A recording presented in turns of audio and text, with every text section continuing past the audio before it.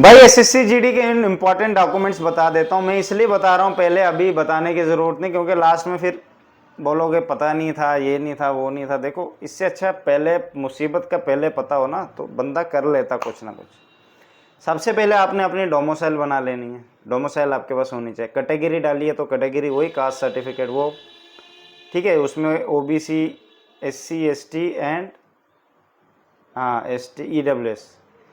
नायब तहसीलदार की नहीं होनी चाहिए। तहसीलदार या फर्स्ट क्लास मजिस्ट्रेट या डिस्ट्रिक्ट मजिस्ट्रेट की होनी चाहिए, ठीक है। फर्स्ट क्लास उसको कहते हैं, तहसीलदार या फर्स्ट। नायब की नहीं चलती, वाइस की नहीं चलती, ध्यान रखना, ठीक है। डोमिसाइल, कैटेगरी, उसके बाद आपकी आ जाती है 10th की मार्कशीट। ये 3 चीज़ें तो आपके पास होनी चाहिए। फिर उसके बाद नॉर्मल वाले डॉक्यूमेंट हो गया, आधार कार्ड हो गया। सेम आधार कार्ड में कोई गलती है मैच कर लो उसके साथ, ठीक है। और एप्लीकेशन फॉर्म के साथ हर एक चीज़, नाम शाम जो भी आपने भरा है एप्लीकेशन फॉर्म पे, मैच होना चाहिए, ठीक है। मैच होना बहुत ज़रूरी है, इस बात का भी ज़रूर ध्यान रखना, ठीक है। ये वाले डॉक्यूमेंट बहुत इंपॉर्टेंट है। एसएससी में सबसे ज़्यादा ये डॉक्यूमेंट आपके यूज़ होंगे। बाकी आपने वहीं जा के फॉर्म फिल करने हैं।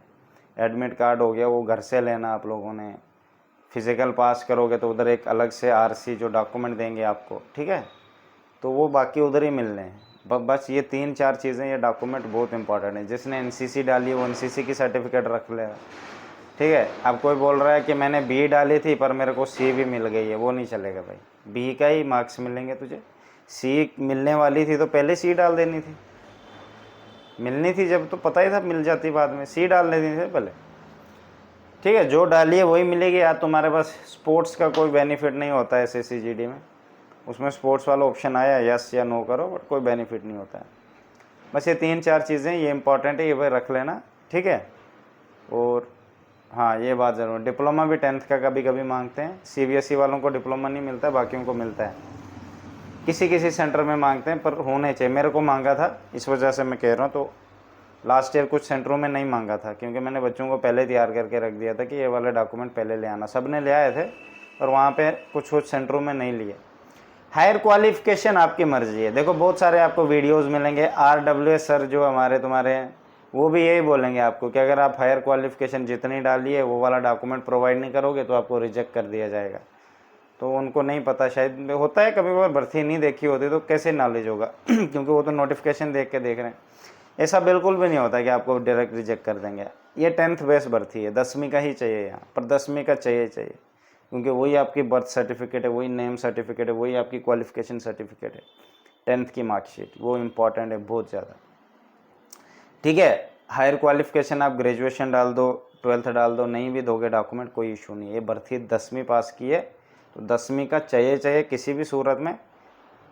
आप पीजी कर रहे हो या बीए किया है 10वीं वाला, तब भी पोस्ट वही मिलनी है, कांस्टेबल वाली। सबसे नीचे डाउन गार्ड इसको कहते हैं, गार्ड वाली पोस्ट मिलेगी आपको। कांस्टेबल मतलब आपका काम ही यही होता है, वहाँ गार्ड ड्यूटी देना वगैरह, गार्ड जनरल ड्यूटी ठीक है। मैं देखता हूँ जहाँ अभी मैं हूँ वहाँ से 1 किलोमीटर दूर ही एसएससी जीडी का वो सब सिस्टम है। वहाँ देखता हूँ मैं, गार्ड ड्यूटी देते, लड़कियाँ लड़के बाहर, वो नहीं होते अंदर, बाहर वो बीएसएफ वालों का या सीआरपीएफ वालों का होता है, बाहर वो ड्यूटी देते, लाइन लगी रहती है। तो मैं वहाँ से निकलता हूँ, कभी कभी देखता हूँ वहाँ पे ड्यूटी देते हैं। सेम आपने भी लाइफ पर ऐसे देनी है, ठीक है। तो भाई एसएससी जीडी में अगर जाना चाहते हो, मेरी बात का एक ज़रूर ध्यान रखना, पहले ही सोच लेना आपको वहाँ पे कोई ज़्यादा इंसान बात करने वाला नहीं मिलेगा। ऐसे लगेगा अकेला हो चुका हूँ मैं, ऐसा लगेगा यार मेरी ज़िंदगी में कुछ भी नहीं है, ऐसा लगेगा यार मैं कुछ भी नहीं कर पाया, मैं कहाँ फंस गया, ठीक है। क्यों? क्योंकि आपने ड्यूटी देनी ऐसी जगह, वहाँ आपको फ़ोन भी ले लेंगे, वो फ़ोन भी नहीं देंगे। 12 घंटे ड्यूटी होगी, 6-6 घंटे, मतलब 6 घंटे आप दोगे, 6 घंटे दूसरा देगा, फिर आप 6 घंटे आओगे, 6 घंटे और आओगे, ठीक है। ऐसे ऐसे चलता रहता है, मतलब सर्कल में 6-6 घंटे। तो इस टाइप की आपकी ड्यूटी रहेगी। 6 घंटे आप आओगे ड्यूटी देने, फिर घर जाओगे 6 घंटे, मतलब जहाँ भी आपका वो अंदर दिया होगा रूम शूम, फिर दूसरा आएगा 6 घंटे, फिर आप 6 घंटे आ जाओगे। तो ऐसे वो सर्कल चलता रहता है। तो आप मत सोचो कि 6-6 घंटे मुझे 12 घंटे एग्जैक्ट मिलेंगे, ऐसे कभी कभार नहीं मिलते भाई। आपको कोई और दूसरा काम करा दिया जाएगा। ये वो बड़ी मुश्किल से कुछ बच्चे कह रहे थे कि नींद करने को 8-7 घंटे मिलते हैं, क्योंकि आपने खाना भी खाना है, कपड़े भी धोने होते हैं, बहुत सारी चीज़ें होती है। आर्मी जॉब एसी, आप ये मत सोचना उधर मम्मी मिलेगी एसी ऑन करके देगी, वहाँ कोई एसी ऑन करके, उधर एसी नहीं होता है भाई। वहाँ 40 डिग्री धूप में आपको ड्यूटी देनी है तो देनी है, ठीक है। पता ही होगा आपको, जैसे सोल्जर देते हैं। टफ़ नहीं है, स्टार्टिंग में थोड़ा टफ़ लगता है क्योंकि आपको उन चीज़ों की आदत नहीं होती। आराम आराम से वो आपको 2-3 साल बाद आदत हो जाएगी, आपको लगेगा यही इधर ही जन्नत है या स्वर्ग है, जो भी आप समझोगे, ठीक है। तो ये चीज़ है, मैं इसलिए बता रहा हूँ क्योंकि अभी बहुत सारे मेरे बैच के बच्चे छोड़ के आ रहे, भाई अभी तुमने ड्यूटी दी ही नहीं है, तुम ट्रेनिंग में गए, ट्रेनिंग हार्ड होती मेरे भाई, ट्रेनिंग में तुम्हें रगड़ा तो देंगे ही ना, तभी तो स्ट्रांग बनोगे। तुम ट्रेनिंग में हार गए, फिर बोलते हो भैया आप खुसरा बोलते हो हमें, हो फिर डेफिनेटली जो छोड़ के आएगा वो तो खुसरा ही है, सीधी सी बात। क्यों छोड़ना भाई, तुम गए क्यों? वो वैकेंसी किसी और को मिल जाती, तेरे पीछे कितने दर बेदर हो गए, ठीक है। बाकी छोड़ो, क्या बोल सकता हूँ, मेरी तरफ से बेस्ट है।